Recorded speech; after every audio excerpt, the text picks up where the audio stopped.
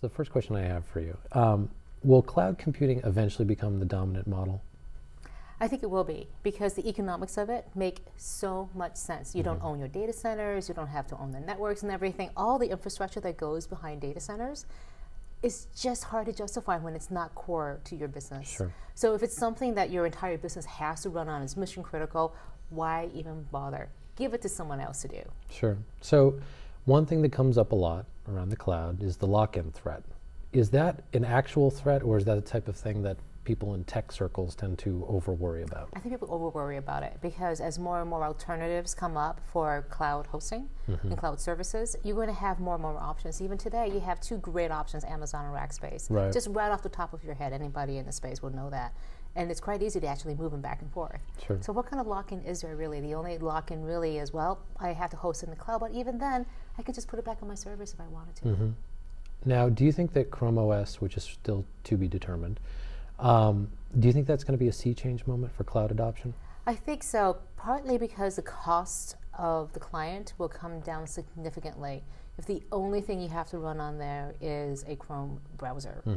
The exception, I think, though, is that not everything runs inside the Chrome browser. So I think there has to be something on there, either virtualization or emulation software, to be able to run all the other apps that you want to have. And I think about all the legacy things that are happening on desktops today. You may not need the full power of a Windows PC or a Mac PC to be able to do these things, these activities, but you need something, because these legacy apps have to be hosted on something, have to run on something. So the last question I had for you, switching gears a little bit, do you think that social search and algorithmic search will eventually combine, and is the Facebook-Bing relationship that we're seeing, is that the first signal of that?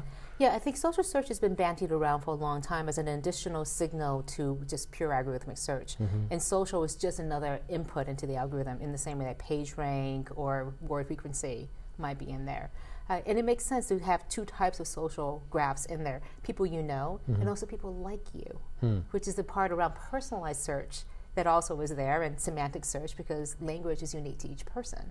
So you see all these different signals coming together, and one of the most interesting experiments right now is what's happening with Facebook and Bing, because Facebook has allowed Bing to come in deep into its social data and be able to extract out the patterns, and very focused only on that. So that's exclusively only looking at the social aspects, not necessarily integrated into the full algorithmic search, but I think that's coming. Interesting. Well, thank you very much for being with us. Appreciate it. Thank you.